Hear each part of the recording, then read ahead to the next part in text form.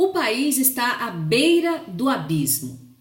Não, a afirmação não é de nenhum petista, petralha, golpista, tucano ou bolivariano, não. Também não é de algum integrante do Foro de São Paulo, nem do temido movimento gaysista, não. Quem disse que o Brasil está chegando no fundo do poço não foi um comunista, não foi a Globo Lixo, nem foi a imprensa vendida. Quem falou tal absurdo não fui eu, não foi o Reinaldo Azevedo, não foi o Carlos Andreasa, não foi a Miriam Leitão, não foi o Papa Francisco, nem qualquer outro integrante da nova lista de comunistas atualizada por militantes bolsonaristas sempre que o seu malvado favorito é criticado.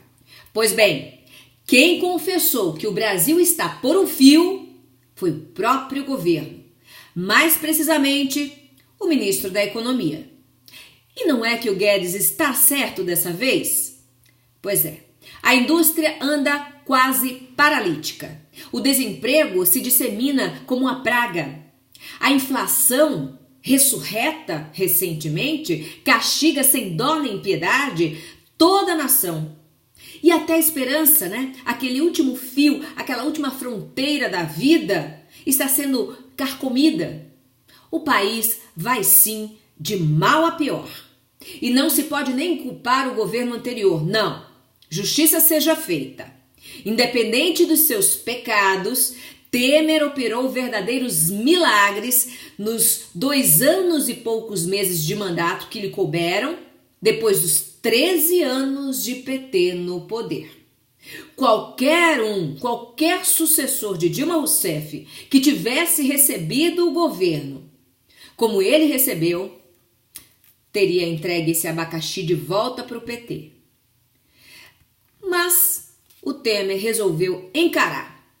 Pois bem, mesmo atacado injustamente por parte considerável da imprensa, mesmo perseguido e sabotado por petistas e bolsonaristas, que o diga a famosa greve dos caminhoneiros, pois bem, mesmo assim, Temer conseguiu tirar o país da bancarrota.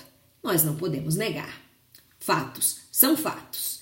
Como numa manobra de ressuscitação, sabe aquelas manobras emergenciais, manobras cardíacas, que os paramédicos operam ali? Pois bem, como numa manobra de ressuscitação, Michel Temer deu fôlego de vida ao Brasil e entregou reformas impopulares, porém importantes, como a reforma trabalhista. Gostem ou não do presidente, Temer foi quem estancou a sangria dos cofres públicos, implantando a responsabilidade fiscal. Ele devolveu ao país a credibilidade para atrair novos investimentos e novos investidores. Ele superou as expectativas de crescimento do Brasil. Ele reaqueceu a produção industrial do país. Mas, apesar de tudo isso, o governo Bolsonaro, em menos de 5 meses de atuação, conseguiu uma proeza impensável. Conseguiu colocar tudo a perder. Pois bem, a expectativa de crescimento do país despencou. O desemprego anda a galope. A inflação voltou com tudo. As reformas estruturais essenciais para o país não saem do papel e o governo acéfalo não sai do Twitter. Não é exagero dizer que a principal oposição a Bolsonaro é o próprio presidente. O governo, ele é especialista em perseguições, especialista em gafes, em arrogância, em amadorismo e vem tropeçando com maestria nos próprios passos. O descalabro desse governo é total.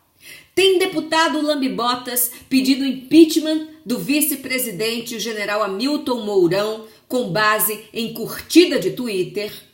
Tem decreto inconstitucional dando licença para matar num país tão violento como o Brasil.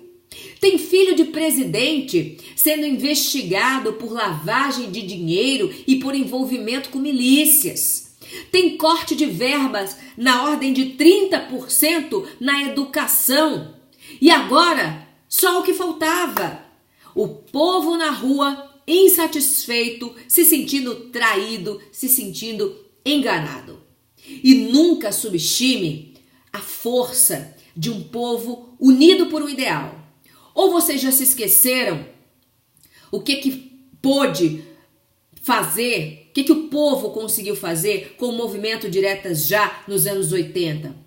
Ou vocês se esqueceram que nos anos 90 os caras pintadas destronaram o todo-poderoso Fernando Collor de Mello, o caçador de Marajás?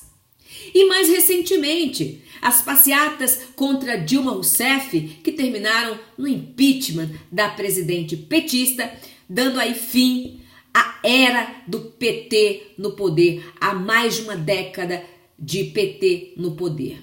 Parecia impensável, mas o povo conseguiu. O povo nas ruas, o povo unido, conseguiu essas proezas. Agora, o governo Bolsonaro mexeu na educação, onde ele não deveria jamais colocar suas mãos, não para prejudicar, jamais para prejudicar, porque a educação já anda mal. E mexeu na educação não por uma necessidade, mas por birra mesmo, birra ideológica. O ministro meia-boca, aquele de currículo medíocre e de notas vermelhas, implantou na educação o seu projeto de vingança contra as esquerdas, contra os comunistas, contra os universitários, contra os jornalistas e contra, enfim, todos aqueles que simplesmente destoam de sua visão de mundo. Weintraub comprou briga com Deus e com o diabo. Agora o povo se uniu e vai ser difícil conter a tsunami da educação. Bem que Jair estava pressentindo aí uma tormenta.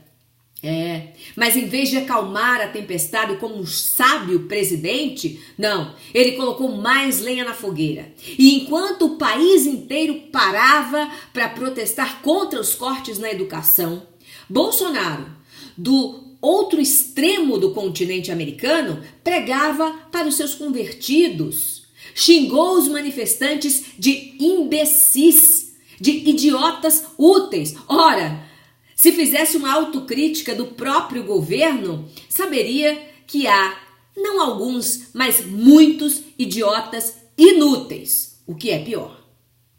Como se vê, de longe, de bem longe, o presidente da República é muito corajoso, mas não estava aqui no Brasil para ouvir o brado do seu povo. Escondeu-se como um menininho amedrontado na barra da saia dos americanos, lá nos Estados Unidos, onde ele deve ficar até o fim da semana para talvez não ter que encarar os protestos dos idiotas úteis que estão nas ruas do Brasil lutando pela educação que o governo Bolsonaro insiste em desprezar. Boa noite, Brasil!